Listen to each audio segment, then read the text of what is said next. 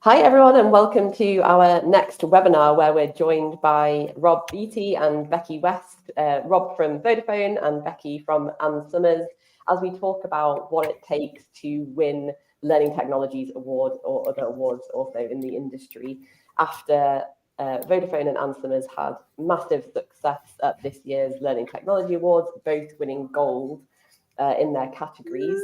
Yay, Rob, you and your team won Best Learning Platform Implementation. There's the proof. We've got the trophies. And Becky and Summers won Best Use of Data Analytics to Impact Learner and Business Performance. So massive well done to you both again for such huge achievements for you and your teams and your businesses. The purpose of the webinar today is obviously to hear from you about what went into the awards process, how you approached that, what a successful awards submission looks like, and hopefully leave others who are joining the webinar today with a few tips on what they might be able to do to be in your position as well. So we'll start off with a little bit of a reflection on the awards night itself. And Becky, I'm going to hand over to you first. What did it feel like to be there on the night and obviously then to win an award as well? I mean, it was amazing, Helen. What a fantastic evening. Firstly, totally didn't expect to win.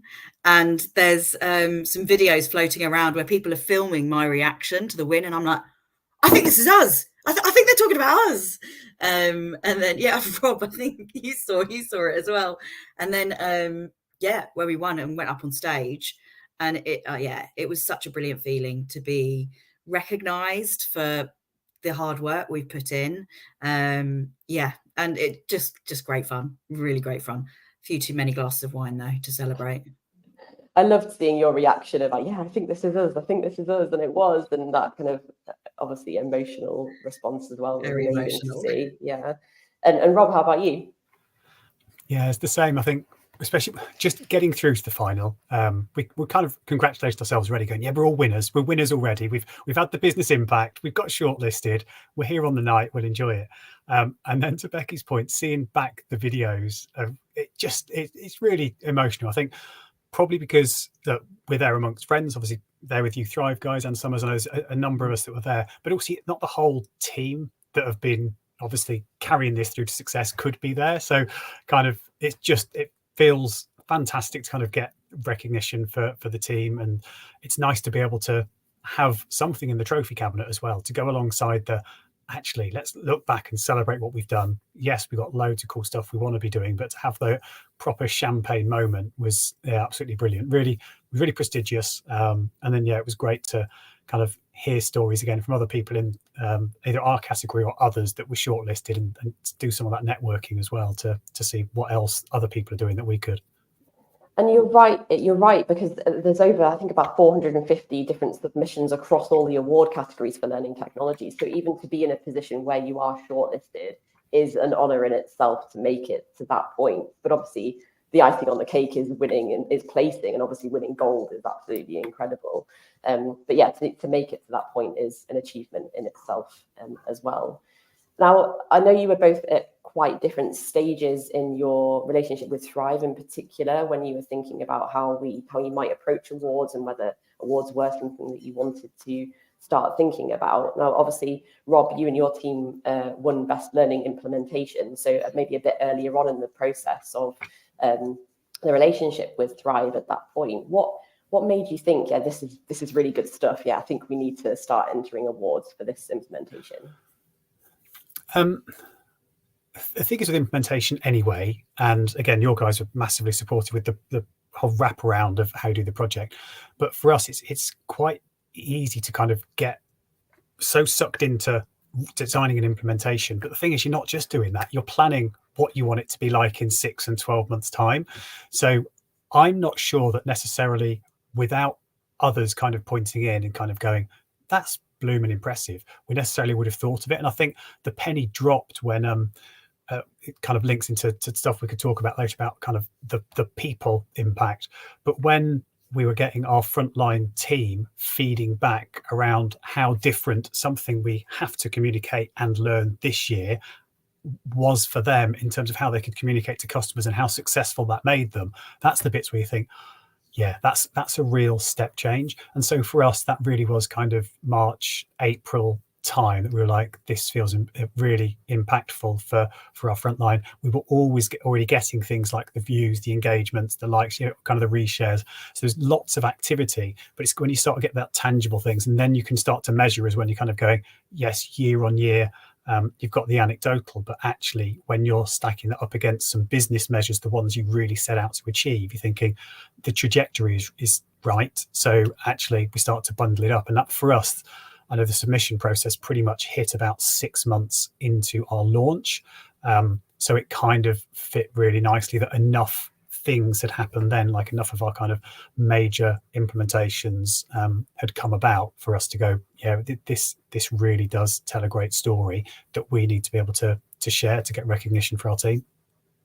And I think you mentioned something really important there in terms of the impact that you're having, because from my perspective as a judge on the awards, looking for what that impact was and how you were measuring that in a very tangible way, and not just in those initial engagement stats, but beyond that as well, I think is quite important across every category in the awards. Yeah, again, that's the thing. I think we're kind of chatting before, and you kind of go, oh, you're going for any more awards. And the thing is, you don't necessarily, Becky, you don't necessarily, it's not the award you're planning for. The award, like you say, is the absolute icing on the cake. It's the fact that you've implemented something, a project or whatever, with an end in mind, and all of those requirements. Then when you kind of do play it back, it really does become kind of quite compelling. But you're right, it's those business impact things. That's why as you're going through the process, and don't get me wrong, if we're going to talk about the process, it's quite different, isn't it, in terms of the submission, which is real kind of throwing up loads of stats and trying to, there's a bit of a story in there, but there's so much that you're trying to get down to hit those criteria that then by the time you get to the presentation, it's just best man's speech, because actually you lived through it as a team. You kind of retell it from all the different information sources that you've got, and that's where it kind of brings the true to life emotion of this made a difference to these teams, here's them talking about it, and so on as well. But you're right, if you kind of haven't got business impact, you've got nothing, and you certainly won't get awards. I think I've been involved in awards we've kind of gone for before, and the ideas are great, but it's not at that point yet. It's not at payback time. It's almost like the awards have come too soon or the project's come too late, whereas hitting that sweet spot of achieving enough to have something to back up the trajectory that you're on is really, really important. Yeah. And I think, Becky, you were in quite a different place with your again with your relationship with Thrive, and obviously the award that you went for was best use of data analytics to impact learner and business performance. Rolls off the tongue. But you were able to think a bit more specifically about a particular project. Do you want to just tell us a little bit more about where you were and what that was about? Yeah, absolutely. And similarly to Rob, we didn't go into this thinking this is going to be award winning. We went into it thinking this is going to really impact our learners at Ann Summers. And it all started from a conversation with the Data Lab team at Thrive. And we were talking about learning experiments and what we could do, and UGC on Thrive, and then came up with some really cool stuff. And we were like, oh, I think this is going to do some really great things for learning within our frontline retail colleagues. And luckily enough, it did. And we had the data to back it up. So actually, by the end of it, and by the end of the experiment, and it was about a month later when we had this fantastic data and these great results, that Ian from Thrive messaged and he said, I think we should enter for an award because this is pretty bloody good stuff. And then I said, yeah, let's do it. So that's how it came about. We didn't think about, the award first of all. It was absolutely what impact is this going to have on our learners? Yeah, and I think it's such an important point to start from, isn't it? That, as businesses, you want to have business impact. You want to be doing the right things for your learners and showing that the learning experiences that you're creating are the best of the best, essentially, and having that those real tangible outputs and impact for people. It's interesting, Becky, that Rob just touched on the practical process there in terms of how you initially submit for the award and what kind of legwork goes into that from a very practical document process point of view towards when you're shortlisted, the actual delivering of a presentation? Yeah, I mean, me and Rob discussed this because the actual submission is it's pretty lengthy, and that's where you get all your data in, and that is where you get basically all your ducks in a row to prove your point and to be like, yeah, this is what we did. But when you present to the judges, as me and Rob both did, and we've talked about this and how we did it quite similarly, and we didn't even realize that we had, but that's when it becomes the story, and you're telling the story and you're bringing it to life because they've seen the data in your submission. So when I submitted to the judges, I kind of did it like a once upon a time vibe of, this is where we were at. This is how we knew that there was a learning need. This was kind of the why behind it. This is what we actually did. This was the impact. And we had a video of a couple of our learners from our stores who recorded 30-second video clips of the impact it had on them. So it was really brought to life from our colleagues. So they could say, I loved it. It was great. This is how it impacted my role and my job and sales ultimately. And then also we focused on what's next. So it wasn't just like, great, we did a really brilliant project at the end. It was actually, what's next? What does this teach us in terms of next steps for our business and next steps for learning at Ann Summers? And then what other experiments can we do? And I think that part of the storytelling is important too, focusing on actually, it's not just that this is the end point. What else are you doing to support your learners moving forward? And I think that storytelling piece is so important, and we'll come back to that in just one second. But to come back to the written submission at the beginning and pulling all your data and information into that point is quite a lengthy process. And what kind of advice would you give to someone if they're trying to pull that information together from across a business or different kind of sources of data? Is there anything that you'd advise people from that perspective? Yeah, I know. Me and Rob, we spoke about this. It was Thrive were a massive help for both of us during the process in pulling together data from their side. But we spoke to our finance teams at Ann Summers, and they were amazingly supportive in pulling all the data that we needed to back up, as well as our data teams in-house. And we got people speaking, so Thrive speaking to our in-house colleagues as well, so we could collate and correlate all the statistics. So it really was the whole kitchen sink we threw at it, and it wasn't just me doing everything. It was a real team effort. Yeah, and from a judge's perspective on reading those initial submissions on what was essentially the long list of nominations, you really need to be able to showcase that impact and that data really well and really eloquently in that written submission in order for you to say as a judge, yeah, there's something in that. I really want to learn more. It sounds like there's some really good stuff happening there.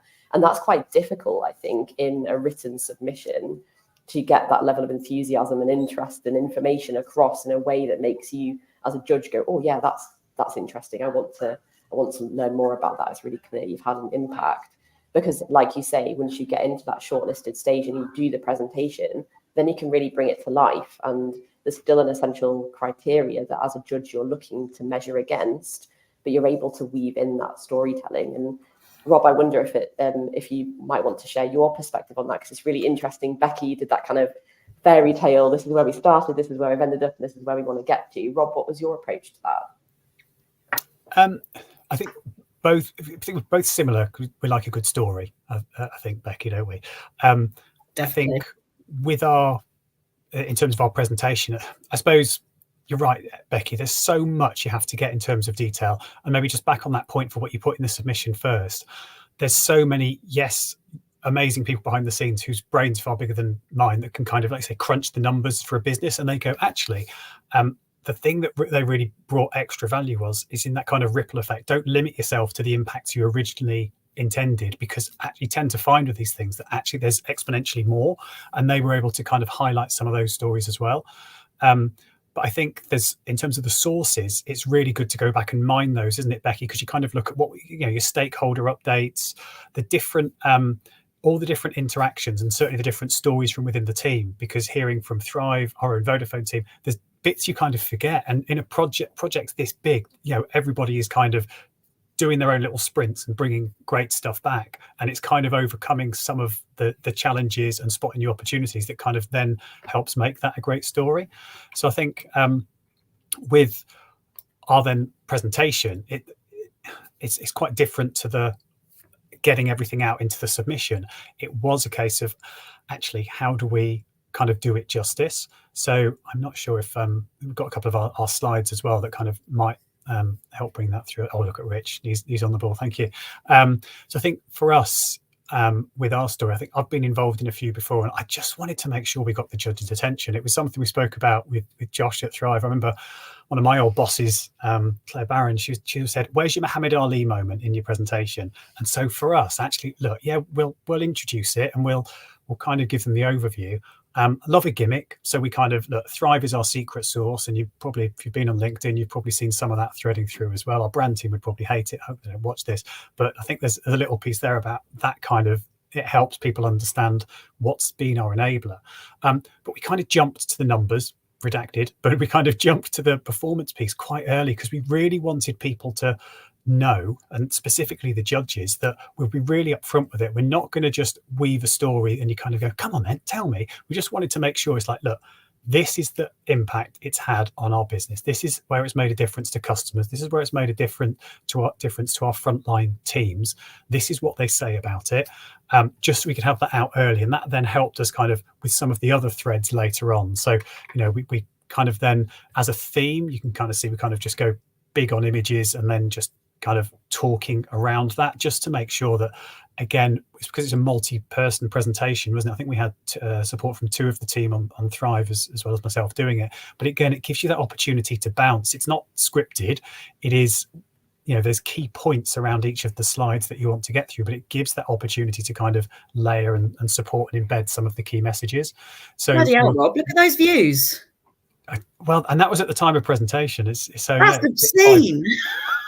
Well done. 5 million shortly after. But this is the thing, isn't it? And you kind of look at the trajectory, and that's this point back to Helen's first question, that she kind of realised there is a great story, but that's a frontline team who get what they need and come back for more of what they want. It's that kind of stickiness. So that's what we presented this, I think, early October, which is why it looked like it took a nosedive, but it didn't. There's obviously, it's like the 5th of, I think we presented the first week of October. And we then kind of make sure we threaded in that whole great story piece alongside actually us as a business. This is why it matters. This is why it works in terms of our ambitions. And talking about, and this is where I think, Becky, is another great thing that you guys have done, and I've seen it on previous submissions of yours, we kind of link in those videos as well. So actually, when you talk about pilot, getting pilot feedback, being able to bring other individuals into the presentation through things like videos was obviously then really powerful. So it's not just us saying, this is what we did. There's kind of, it does represent more people. The partnership we kind of spoke about, I think that was key for one as an implementation, that, I haven't just picked up someone's product. There's things that needed to evolve, and you guys certainly pivoted and used your imagination in terms of how some of your functionality could be tweaked to change the things that we wanted to achieve. And then the demo. So I suppose that was kind of that fun bit. So look, we said, here's what we're going to tell you. Here's a little gimmick. Here's what we achieved. Here's our story. And now see it for yourself. And it then dovetailed really nicely into the Q&A. So I know, Helen, you've been a judge, but a big thing for us with this was, look, these are experts for a reason in their field. So actually, we've kind of got nothing to hide. So it's then kind of good to be able to use that tour, linking into then the questions afterwards, to go, actually, if you're interested in that, let's show you. And we kind of went down different avenues with the things the judges, but we could just kind of back it up. And if there weren't things we'd done, we're like, actually, no, here's why we didn't do it, or actually, yes, we're looking at that next. So I think that's how it threaded together really well and dovetailed as a presentation, having a couple of us doing it. We both said, Rob, with the Q&A at the end, is that because we both had the data and we both knew our stuff inside out, that actually we weren't scared about the questions. We were like, well, we know exactly what we're talking about. And it then meant, and I don't know if you felt like this, and sorry, Helen, if I've jumped in on one of your questions, but it then felt like it was just them probing to understand what other learning we did at Ann Summers, because they were curious. So they then started asking, what leadership development do you do? How do you utilize your apprenticeship levy? And I was like, wow, didn't expect these questions. But they just wanted to know our whole learning offering, because they were like, well, we've heard how great your project is. What else are you doing? I don't know what you thought about that, Rob. Yeah, no, it's exactly so. And then just obviously it's all great to win, and then you do the awards thing, and the judges coming up afterwards saying congratulations. But it's that whole thing, and that's why I really love learning tech, because it has that credibility. It had that credibility for me going into it, and it has going out again, that you do have experts in the field, to your point, Becky, asking questions, and we're confident to kind of go off at tangents with them. But they circled back then on the awards evening. I know you were chatting to your judges as well, and they're kind of like, oh, I'm talking about that, I've got some other feedback or queries or questions. But that's just because they're intelligent, curious people wanting to understand what's going on in the industry. And I think that's where it worked really well for us to just be that open and, like you say, that confident in what we brought. Yeah, exactly. I don't know if I should say what my judge said to me on the night. I'm going to jump in with a question here. Yeah, probably for the best. I think there's some amazing stuff there in terms of that storytelling and how you bring that to life. But the thing that's standing out for me there is that sparking of curiosity to dig deeper into either what's being presented or what's going on in the kind of the wider surroundings of that project. And I think that is the sign ultimately of a good story, that you're able to kind of bring people along on that journey. And yes, those experts that are judging your category can ask for more detail if they need it.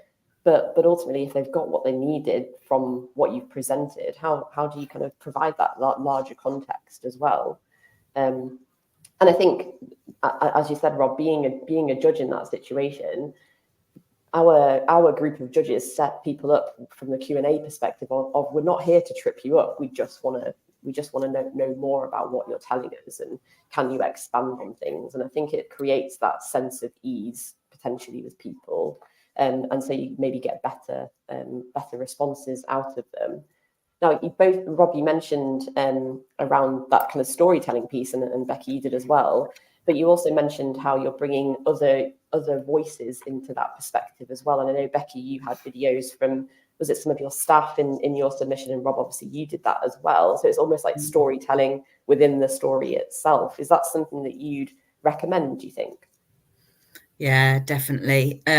As well as the videos, what we also highlighted was feedback from our learners. So pulled out snippets of just generic feedback that we got from them around the learning experiment, pulled out specific sentences and learnings for us. We were transparent. We were like, this is the great stuff they said. Majority was brilliant. But also these were the development areas that we could then work on for our next learning experiment. And then we also pulled on stories of things that are currently happening, because the learning experiment had already happened. So this was our next learning experiment. And this is the story of Olivia from one of our stores, and her story on how it's impacting her now. So yeah, definitely including learners in your presentation is key. And would you say the same there, Rob? Yeah, absolutely. I think we're quite lucky when we're doing something like Thrive. It's a comms and learning platform. Unless it's giving the front end user what they need, then you're kind of off track already. So for us, we're very lucky that from implementation, with making sure we've got representation in what was a weekly, we called it influencer forum, right from the get-go, that we're very connected, yes, to leadership, and crucially into the front line as well, to know actually what can we do more of, what makes it go faster, what do we need to tweak, change and improve. Nothing is ever finished. Everything is kind of always then hopefully for what can we do next. So I think bringing in real stories, so things like surveys, which we do all the time anyway, just kind of dip into those quarterly in terms of actually how we're doing. But you're right, live platform feedback through any of the forums as well, kind of bringing all of that insight in is hugely valuable. And I think that's what makes it compelling. And I think that's the piece I mentioned at the start. We're kind of like, well, when did we realize we should go for an award? And for us, there's a piece of content around a piece, something that really nobody wants to kind of have to do, but it's important as a business, which was annual price rise. And I think we kind of spoke to you guys about this when you had a Thrive gathering earlier in the year, and that piece where we've got the front line and it's still our most consumed piece of content, that actually how do you communicate effectively why price rises happen, so that when people are both selling to customers but then servicing those customers, they can explain it in the right way. It's quite an emotional topic.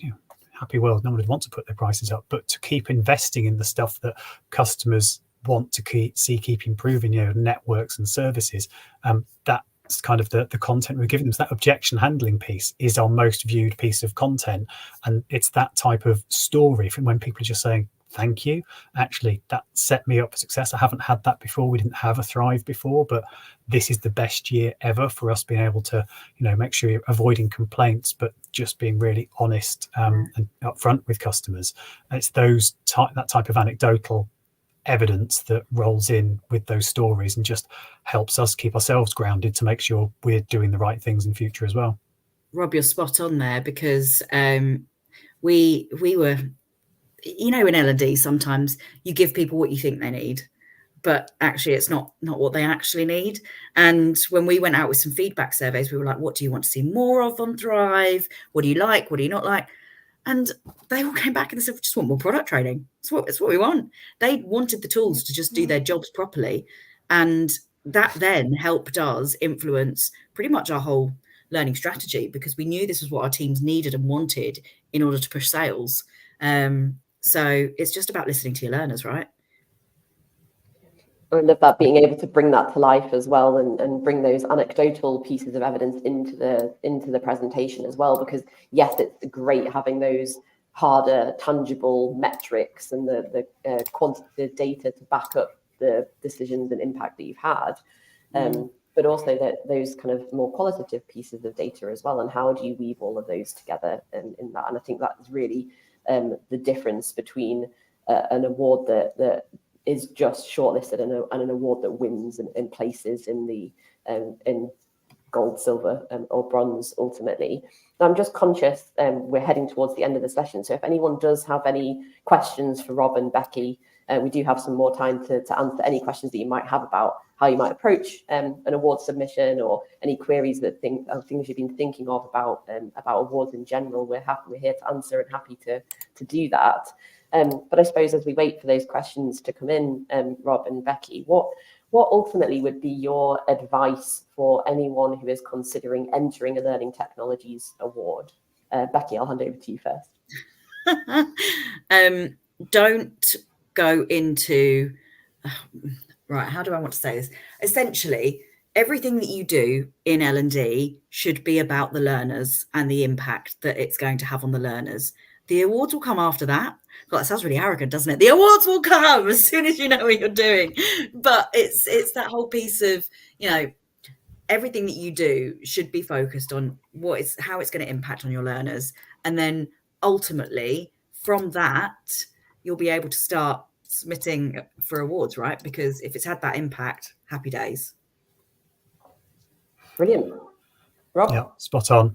Yeah, exactly the same. I think maybe just a couple of points that we've mentioned throughout. So track everything. So make sure you're keeping those records, because you might not decide to go for an award until, I don't know, you're at month 8, 9 or 10, when, you kind of really have that uptick on performance. Don't limit yourself in terms of the scope. Really reach out and see what other measures are being kind of hit with what you set out to deliver. Pick the right category. I think this was something obviously worked on with you guys at Thrive. Make sure it is the right category for what you're going for, because they can be quite broad. It's really when you drill into the criteria, isn't it, Becky? You kind of look into it and you're like, okay, yeah, the name sounds like it's us, but is it? And you drill in and then live those criteria for all of the submission. You have to keep referencing back, because although I can't remember how many words the limit was, on the actual submission, but it can, to make sure you're keeping it relevant and to the point, but also there's normally so much you want to get in that you need to make sure that you're spreading your achievements across all of those criteria, not maybe missing one or two out. Because again, I didn't see how you guys judge it, Helen, but I'm guessing that, you have to, if it's out of 100 and there's 10 different criteria, there's going to be 10 for each. I know that some might be weighted, but you kind of just need to make sure that, again, this comes from being in comms for so long. Every word is valuable, and that's both in terms of giving the respect to the judges and the submission team around making sure that you're delivering, you understand what's in the criteria, and then that you're delivering on it all the time. And then I suppose, if you get through the submission, I think, Becky, the bit after that we both said is just to enjoy it, because that's when it becomes a best man speech that you lived through. And that's where you turn the dial a little bit, kind of with the judges, that you can connect with them, because, you know what you've achieved, you can be authentic, you can talk for the wider team that have been involved in it, your immediate team that have delivered it, because it was never just obviously me and Becky. I have to say I'm pretty useless without everybody else involved, but the team at Thrive, the wider operation, that actually you're just able to enjoy it and reflect well on the stuff that they put in, because it's not just my story, it's a really big story involving a whole load of people. Do you know what? I think we both said this, Rob, is that how much we enjoyed it. I mean, I can talk to anyone, and probably for quite a long time, but I loved feeling this sense of achievement and how proud I was of the team and everything we'd done. And, ultimately as well, because we were both so passionate about what we'd done, I think it made it quite memorable. And I had some Ann Summers props on the background on my shelf, which I think definitely made it memorable for the judges. I think any tour of the Thrive instance for Ann Summers is instantly attention grabbing. I'm proud of what we have at Vodafone.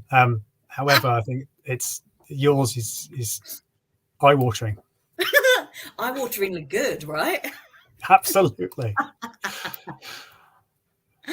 I think there's a really good point that you picked up on there, Rob, in terms of what you have to deliver on for the criteria of the award as well. And I think that's maybe the more practical, boring stuff inside of the submission, where you actually have to meet a certain criteria and you are being judged out of, certainly for my category, and I'm not sure whether this is blanket across all categories, but for the one that I was judging, you were marking out 10 for 4 key areas. So you have to mark on a scale and determine how effectively someone has met those criteria. So as long as you know what they are and what's being looked for, then you do really have to do that, particularly within the written submission, and then potentially anchoring your presentation around those key areas as well. But like you say, bringing that to life in a much more in a way that tells the story much more effectively. But you also mentioned something there that actually we've not really touched on, but about how important is the partnership with your provider in during the award submission, because there'll be lots of people and so many of these awards are submitted with people that are not Thrive, but how important was that in how effectively you think you submitted for the categories?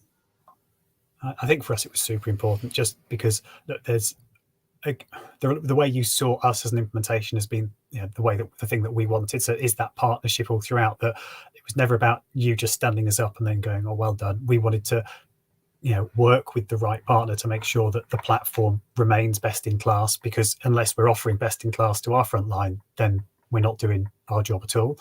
So I think that's a general approach. But then I think there's that, again, it sounds boring. You spoke about almost the hygiene factors to get you in the door for the awards. It's kind of the same. You need to make sure there's a process in place for what you do, and kind of how that you work together. What's the timeline? It's a mini project in itself doing this thing, isn't it? So when's the submission deadline? So what you track backwards from then, having it done the week before, making sure it's got all the various stakeholder sign-offs required, but all the steps of building it, and the same again when you come to present it, just making sure that you're aligned. So obviously it works really well when you've got teams and people that you get on very well with and very like-minded in what you set out to achieve. But it's got to be a partnership from the beginning in terms of what you're trying to achieve, and obviously what we are as well.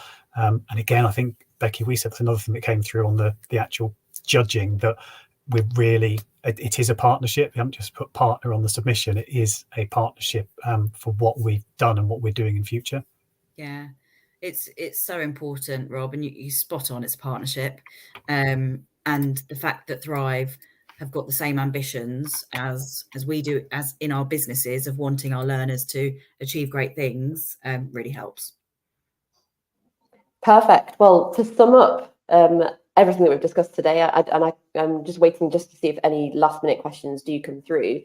But ultimately, you've got to lead with impact and data and be able to effectively tell those stories to people. I think you've both mentioned reflecting on your journey to what got you to where you are. Doesn't matter what award that's part of, how did you get there? And what other stories might you be able to tell as a result of that as well, in linking in the right people at the right time, your finance team or other kind of data holders within your business, and be able to then track everything and keep stories and keep anecdotes and keep that log of things ready to utilize it at any point, and then deliver on the criteria. Really important, and then ultimately enjoy the process and celebrate your success at the end of the day. So Rob and Becky, again, massive congratulations from everyone at Thrive for your hard work and your success, and thank you so much for joining today to share the inside scoop on winning awards. You're welcome. Thank you. Thank you so much.